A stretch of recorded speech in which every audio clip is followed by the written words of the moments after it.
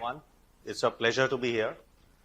And it's again an honor to talk to you about what I think are the major trends in retail. Some of these things will be familiar to you. What I'm trying to do is to put a structure to what we know about what's happening in the retail world, not just in India, but in other parts of the world too, like Europe or the US market. And the Indian market will follow those trends. So I want to start by sharing with you a quote which I think is very inspiring. I believe the future belongs to those who can see possibilities before they become obvious. So if you look at all the game changers across different sectors, the pioneers are those who can spot the future trends well ahead of others and plan for it. And this is true even for the retail industry. And what is going to happen in the Indian retail industry? Let's look at some data and facts. If you look at the Indian retail industry, Anurag already talked about it. The current size of the industry, if I look at everything, food, non-food, general merchandise, electronics, is about $810 million. Even if we take a very conservative rate of growth of about 9%, this will be a $1.3 trillion industry by 2026. That's a huge number. And after agriculture, retail is the second biggest source of livelihood. We all know that. So it's a big industry. And if I look at the current construct of this industry, it's dominated by what a lot of people refer to it as traditional trade. The mom and pop stores, not just the mom and pop kirana stores, but so many other stores selling apparel, jewelry, medicines, etc., etc. Now these are hard numbers because a lot of times we see euphoria in the media that e-commerce is going to run away with a lion's share of the market, but the numbers are in front of you. If you look at the size of traditional trade, if I look at fiscal year 22, the size of traditional trade of the total pie is 83%. 83%. A lot of people have written the epitaph and obituary for traditional trade, but the fact is that 83% share of the total retail industry in India right now. If you look at modern trade, it's 9.8%. And look at e-commerce, a lot of hype and hoopla around e-commerce, it's 7%. Yes, it is true that in the next 4-5 years, e-commerce will get ahead of modern trade, but traditional trade will continue to stay relevant with the lion's share of the total market, 79%. This is now total retail industry across all the sectors, food as well as non-food. If we now look at, shift our focus to the data on the right, this is for the FMCG world. We hear a lot about D2C, we hear a lot about e-commerce gaining a lot of traction, but the reality is, after pandemic, the share of traditional trade has actually gone up. This is not my data, this is Nielsen data. The share of traditional trade went up from 82 to 84%. It's in front of you. And the share of modern trade, which includes e-commerce, actually came down. It's a tribute to the vibrancy and the resilience of the traditional trade sector. Right? So let's not believe everything that we read. Let's look at the facts and figures. Very important for a retailer. Moving on. There are 4 key themes which we are seeing, which are shaping the future of the Indian retail industry. First is digitalization of the economy. I think it's obvious. I am not going to spend too much time on this. Digitalization is a big trend, especially in retail. Second is formalization of the economy, with GST being introduced, demonetization. I'm not getting into the merits and demerits of these things, but they are inevitable. They are a fact of life. So formalization of economy is gaining traction, which is why GST collections continue to go up month on month. The third factor is easy availability of risk capital. We are seeing a lot of startups, a lot of unicorns, burning a lot of cash to acquire customers. The million-dollar question or billion-dollar question is this sustainable? I have my point of view on this. I think we are seeing a correction in the valuations. A lot of companies have delayed their IPO plans because the valuations they're talking about are unsustainable. I've also burned my fingers investing in this space. There is a e-pharmacy retailer. Beginning of this year, I bought their share in the unlisted market at 82 rupees. Currently, there is no taker even at 28 rupees. That's the reality. Right? So I don't know how the valuations are arrived at, but we believe that with the drying up of easy availability of risk-free capital, there is bound to be correction even in the retail sector. Because the business model for many e-commerce players is burn cash, sell below cost. You call it customer acquisition cost, but Indian customers are extremely savvy. The moment you stop discounting and deals, they'll switch over to the next available player. So the key is to create a sustainable business model. But this is obviously something which has affected the entire sector, including the incumbent players. And finally, the pandemic. It has had its impact on the customer buying behavior. We can't deny it.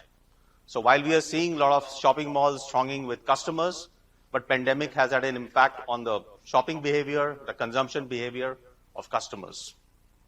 And what does it mean in terms of customer behavior? These are the 5 emerging trends. First is very clearly, even Dr. Anurag Batra alluded to it, customers are showing a hybrid shopping behavior. They decide where they will shop, how they will shop, when they will shop. Traditional shopping hours are no longer valid. I know a lot of people who are shopping at midnight, sitting in their bed or lying in their bed. People are shopping from office. So traditional shopping hours have no meaning. People are shopping online, people are shopping offline. So hybrid behavior is there to stay. Second is instant gratification. You want everything at the click of a mouse, right? People are expecting deliveries to happen in 15, 20 minutes. Now that has an implication on the business model because there's a cost involved in delivering fast. Retailtainment. Retail is no longer a boring chore that you go and buy something and come back. It's a break from your daily humdrum existence, right? So retailtainment.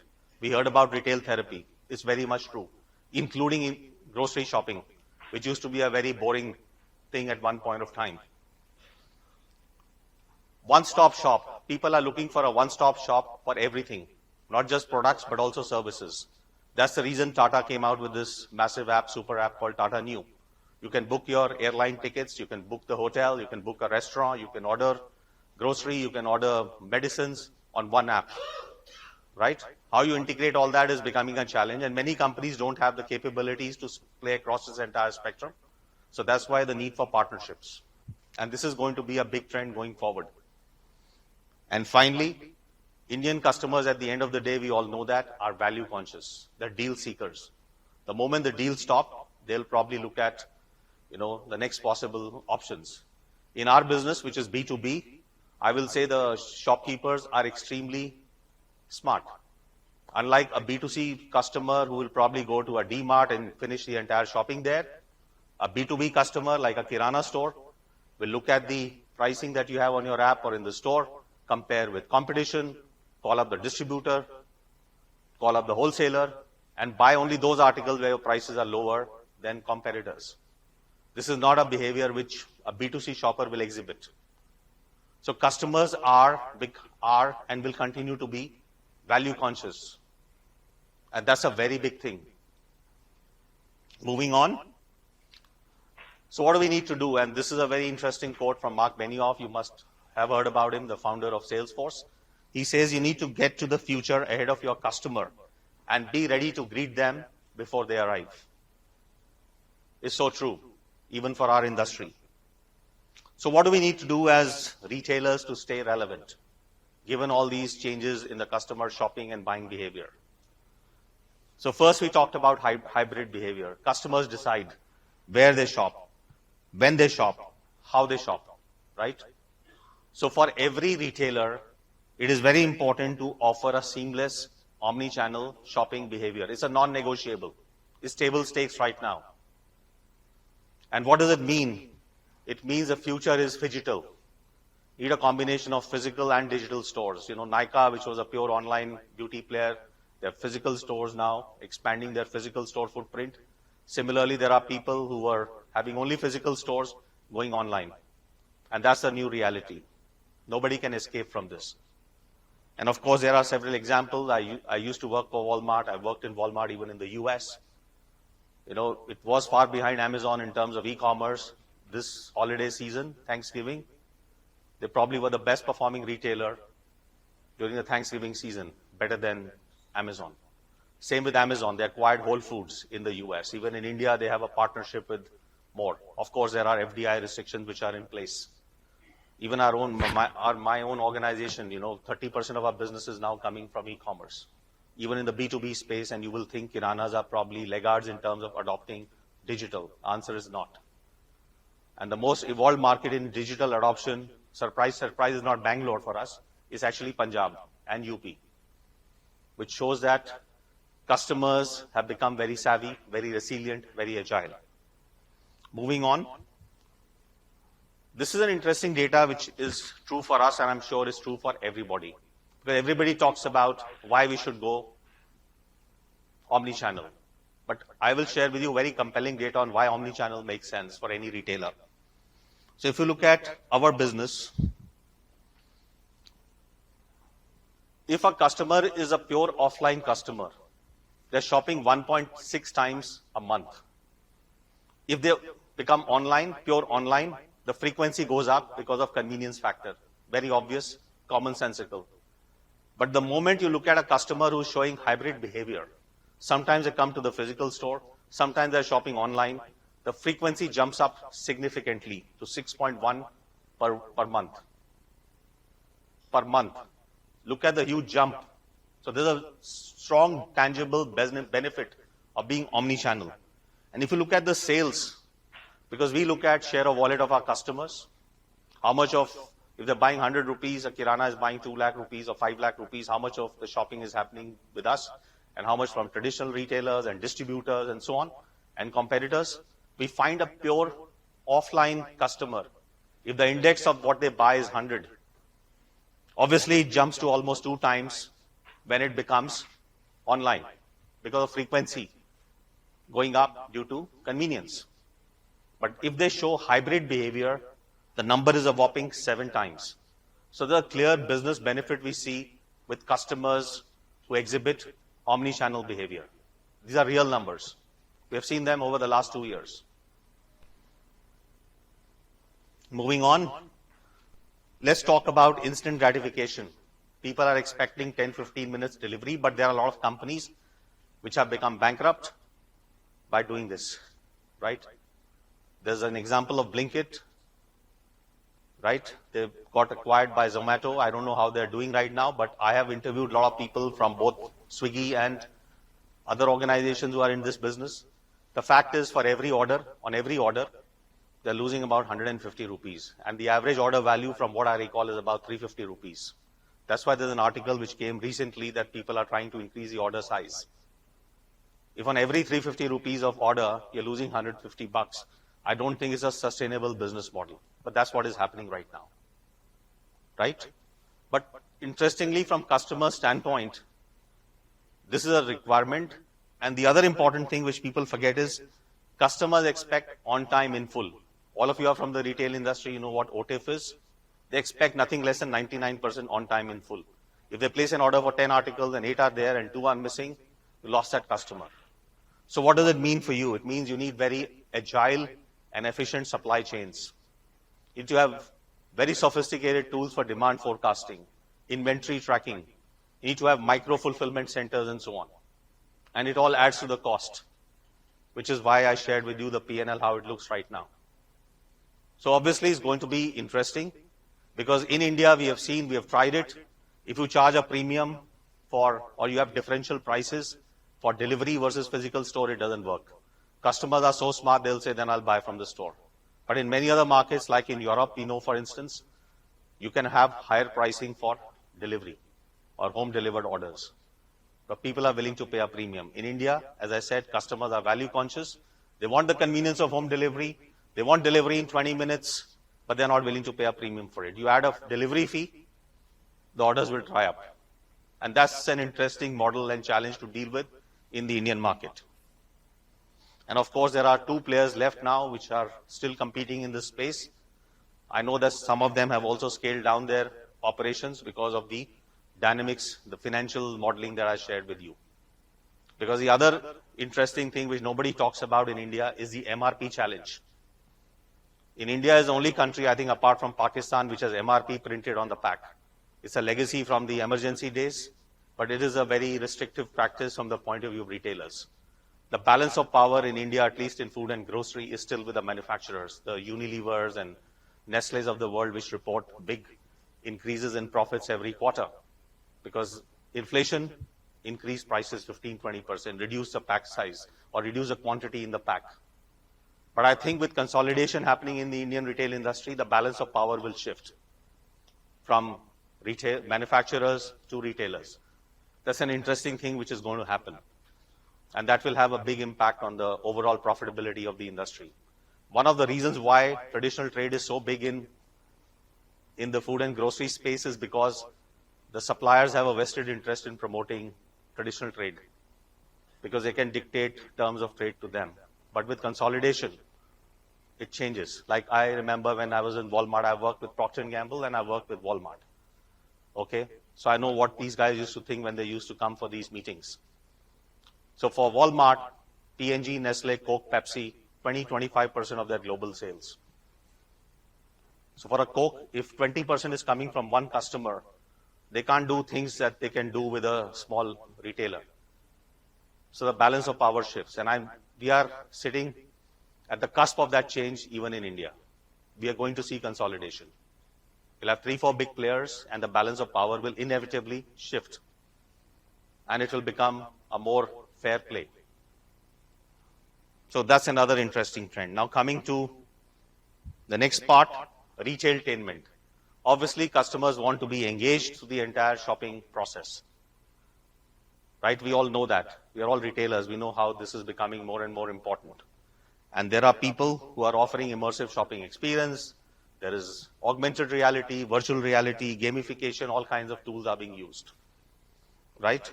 And there are a lot of examples there. Nykaa try it on feature. You see this with Lenskart. Cred does a lot of gamification, etc., etc. So these are all ways to engage with the customer. You can no longer be a boring shopper. Even if you are shopping in a physical store. There's Lulu's which has opened recently. I think you have been to Lulu's. Maybe it's not in Delhi, but you see it in Lucknow, you see it in Bangalore, you see it in Kerala. You look at their ultra-fresh departments. They're so good. Right? And it cannot be replicated by online retailers. They have a separate mutton department, separate chicken department, separate seafood, ready to eat. It's all about customer experience. And that's probably the most busy section in the entire store. Moving on. Finally, it's about, one-stop shop. We want one shop, one side where we can go and pay our electricity bills, book movie tickets, book plane tickets, book a cab, etc., etc.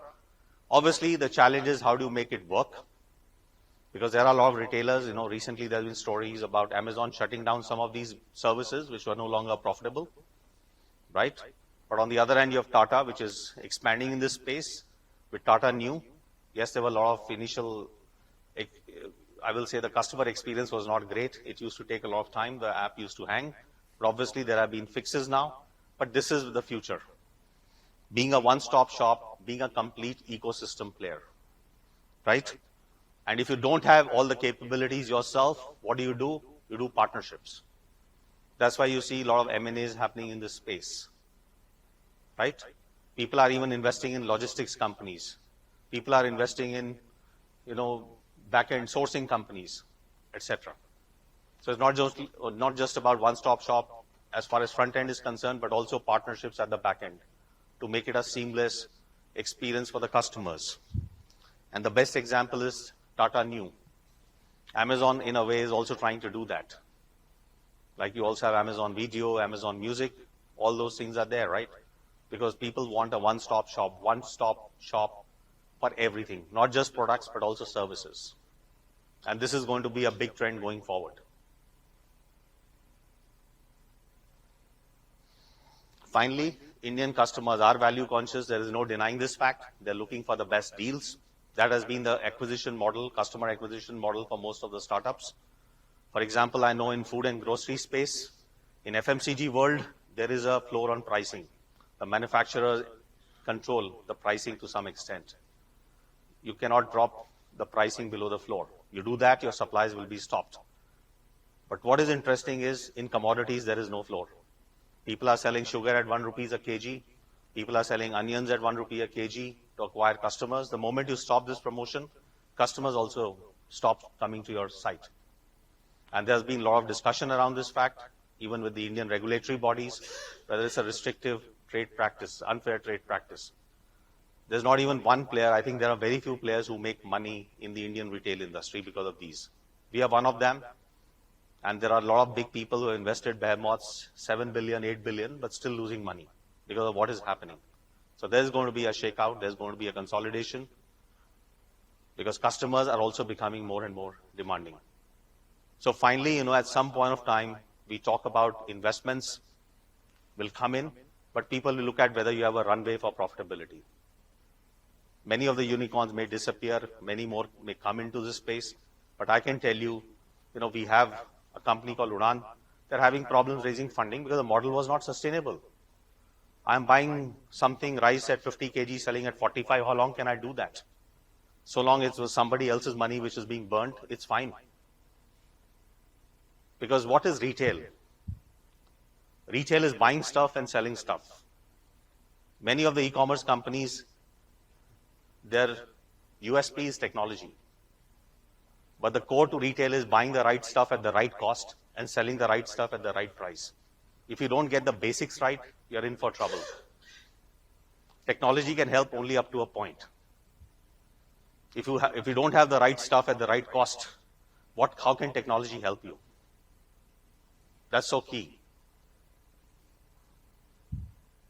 So what's the challenge for retailers is, how do you optimize your pricing?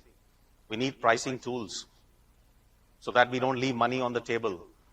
There's opportunity for targeted pricing, targeted promotions. Right now, it's everything for everybody. So there's a lot of work to be done in this space. Role for data analytics will become very important.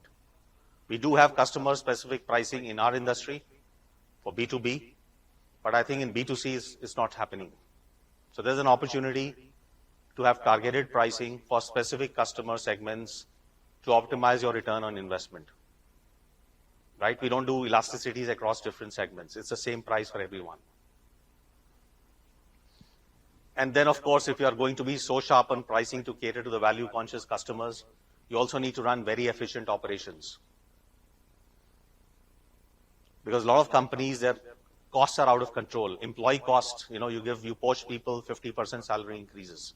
You're paying a ton of money. Productivity, nobody looks at productivity of employees. That's why you have layoffs happening in the sector, right? Especially in the startup world, because you just keep on hiring people at obscene salaries. Then you realize your P&L doesn't stack up. Then you lay off people. So this is very important, to optimize your operations. We are successful and we are probably the only company which makes money in B2B. Why? Because our operating cost is about 5% of sales. Nobody can even come close to that. Why is it difficult to beat the humble Kiranas? Because they are the masters of running low-cost operations. I know that, again, I interview people from all across sectors. There are big retailers, big e-commerce players, giants. Their fulfillment cost, last mile fulfillment cost is 10%. In grocery, how will you ever make money if your last mile fulfillment cost is 10%? You will never make money. So they talk about, okay, let's partner with Kiranas, etc., etc. But Kiranas are no fools. They also realize they're partnering with us right now because they're being opportunistic. Let's make money while the hair shines or sun shines. But ultimately, these guys are going to take away my customers and migrate them online. So the point I'm making to you is that there are clear trends in the market. Nobody has been able to crack the code completely, and that's what makes this space so exciting. When I say crack the code, I'm not just saying, okay, we are obsessed with customers and making customers happy. The important thing is you delight your customers, but fundamentally, why do we do business? To make money. It should be profitable. It's not an NGO. It's not a charitable business, so it has to make money. And for that, you have to get all the pieces right. Your sourcing, your buying, your selling price, your people cost, your operating costs, the rentals. And then use of technology obviously can make a big difference. And finally, I think this is what I will say. The future belongs to phygital shopping, because of hybrid behavior being exhibited by customers. There's a need for agile and efficient supply chains. Immersive customer experience doesn't matter whether you're selling apparel or jewelry or electronics or food and grocery. It's important to offer an immersive shopping experience. You have to start thinking about being a one-stop shop for all your customers, not just products, but also services. The divide between products and services is also getting blurred. And finally, you need smart pricing, targeted promotions. I will also say low-cost operations to make sure you have a robust financial model. That is key to building a sustainable business. And finally, I will say it is not the strongest of the species that survive, nor the most intelligent, but the one most responsive to change. And during the pandemic, we have seen the traditional trade did that. That's why they increased their share. So it is not that the person with the deepest pockets will eventually be the winner. It's about the people who are the most resilient to change. Thank you very much.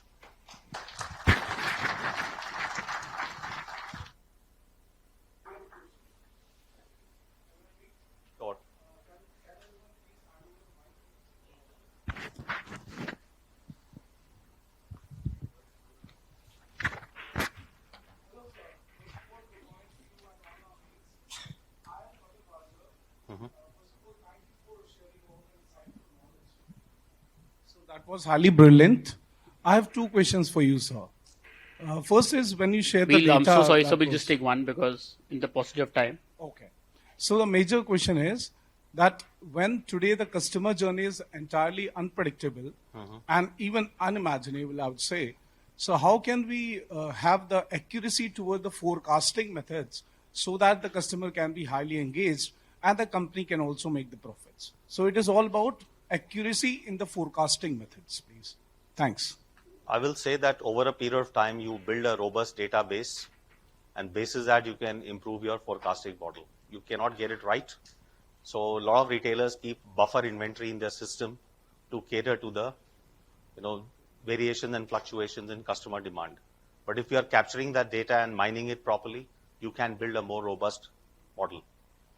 We are dealing with probably 20,000 SKUs. We don't have warehouses because that also adds to the cost. People used to think that you set up a warehouse, suppliers will pay. Suppliers, again, no fools, they will not pay. So we have a 100% DSD model, direct store delivery, no warehouses, and that's again key to making profits. So we have to make sure that we do a regular line review. We have a process called line review. You look at every 8-foot section in the store, or if you have online assortment, look at the rate of sale, look at whether it makes sense to keep that article. A lot of times as buyers of merchandise, we fall in love with what we buy. So I think that's the biggest pitfall. We should look at the data obsessively and look at data objectively and say, I love this article, but it doesn't sell. So let me delete it. I tell this to my team, we have physical stores. We have to grow by 20% every year. I'm not going to increase my space by 20%. So we have to run our operation more efficiently by 20% at least every year. Of course, you take out inflation, let's say 10%. How do you do that? You have to be ruthless in what we call assortment planning. There's a concept of unlimited aisle, but on the other hand, one of the most successful and most admired retailers in my view, worldview, is Costco. They have a 135,000 square feet store. All the stores look identical, whether in Canada or UK or US or Korea or Australia, right? And they have how many SKUs? Can you guess? 4,500 SKUs. That's it. So who says to win in retail, you need to offer a huge assortment, right? You can have 10,000 SKUs of microwaves, or you could have 3 SKUs, which is what Costco does. One is entry level, good price point, good features, does the job. One is high end with all the fancy features, and one is for industrial kitchens. That's it. Luggage. You go to Walmart, you'll have 100 SKUs of luggage. You as a customer will get confused. I'm talking in the US. But you have a Costco which has only 2 SKUs of luggage, and one is Samsonite, one is something else, and you want to buy it. So, there are different ways of making money. And the gross margin of Costco is how much? 12-13% on our $200 billion sales. They make 2% from membership fee. Why do people pay membership fee of $100? Because they think themselves as buying agents for their customers. I make the choice simpler for them in terms of I know that if I go to Costco, if there's a product, I like it, I should buy it because they have done a good job of pre-selecting the assortment for me, curating the assortment for me. In India, we don't see those models. You go to an electronics store, you'll see 200 SKUs of television. You get confused which model should I buy. But if there's a trusted retailer which has only 20, and each one has great value, great brand, great value with all the relevant features, you probably even pay money to shop at that retailer. That's a vacuum, I will say, in the Indian space. I hope that answers your question. Thank you. Thank you. I will say that one clear trend is consolidation. You will see consolidation in this space, or you will become a very niche retailer with a very profitable business model, right? So that's one very clear trend. The second is, as I said, you can't be a standalone offline or online. You have to be a hybrid player.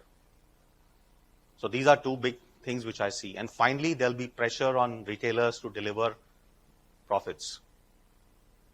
I talk to so many startups. Bangalore is a hub of startups. We talk to so many startups. The funding has definitely dried up. That's why you see new innovative models of funding. They're going for convertible debentures and nobody's putting equity. I wanted to recently offload my shares which I invested in some company.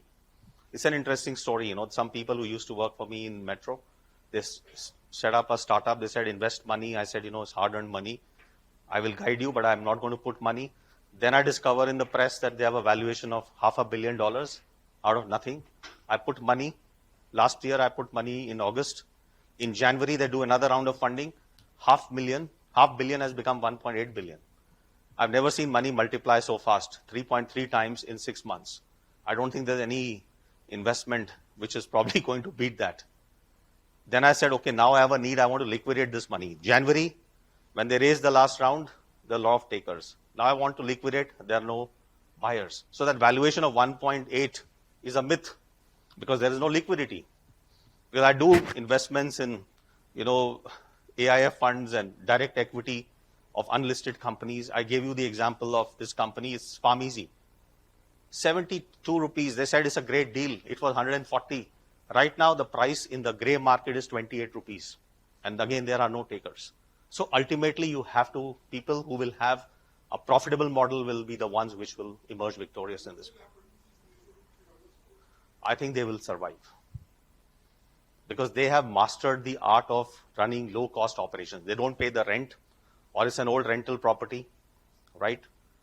They employ their own family members in running the business, so they're not paying fancy salaries, which a lot of companies in e-commerce space and startups are doing. They don't have air conditioning in the store. They switch on the light only at night, right? They know every item in the store. Now they're using technology, of course. They've become so smart, they're spoiled for choice. So now, actually it's an interesting thing. Earlier, a Hindustan Lever salesperson would go and say, "Aapko rin chahiye, to aapko ye Lux bhi kharidna padega naya wala." They had no choice but to keep it. Now the same Kirana, he says, "I have a Metro app, I have a Reliance app, I have an Udaan app, I have ShopX app, I have this app, I have that app." He looks at the price. Distributors also have launched their app. If our prices are lower, they'll say, "Hell with you, I'll buy from you." So they're spoiled for choice. And every company is also putting feet on the street. We have a 800 strong sales force. Our competitors have probably 5 times bigger sales force. So they are sitting there. He opens a shop and there are 5 people standing outside his shop. Ki order likhwa do. I remember visiting with lowest cost. I remember visiting. See, you need to then have, you can sell in, but you also need to generate demand so it can sell out. Otherwise, it will come back to you as returns. I remember visiting, before COVID with Sanjeev Mehta of Unilever. He was in our store. He says, "Aapke yahan kaun kharidta hoga?" Because my distributor is doing a great job. You are in Bangalore city. I have so many distributors. I said, "Sanjeev, just wait. 5 trolleys, 5 customers shopping in that aisle." And he says, "I don't think they will have Unilever products because my distributor is great." His sales director was also there. I said, look, let's talk. We went, they had a lot of Unilever products in their basket. He says, "Aap Unilever ka maal yahan se kyun lete ho? My distributor se kyun nahi lete ho?" He says, "Distributor to supply nahi karta hai. हमारे को कुछ और rate देता है, किसी और को जो बड़े हैं दुकानदार उनको दूसरा रेट मिलता है. सारी स्कीम्स उनको पास ऑन होती हैं. यहां पे मुझे आपका नहीं, बाकी सब कंपनियों का भी माल मिल जाता है. So why should I go to your distributor? Your service is not good. It was an eye-opening experience. So the point is, retailers cannot be taken for granted. Because of the plethora of choices that are available to them, they are spoiled for choice. You have to provide good service. You know, I remember when I set up the Walmart business in India, I was in Punjab and I have worked in PNG, so I know everybody there almost. So I went to one store in near Amritsar. And I said, I'm from PNG, you know, how can we increase our sales? How can we PNG improve its sales? He says, जो आपने order लिखवाया होता है ना, उसको आप service कर दोगे तो आपकी 25% सेल वैसे ही बढ़ जाएगी. आपको कुछ नहीं करना है. That's the OTIF challenge.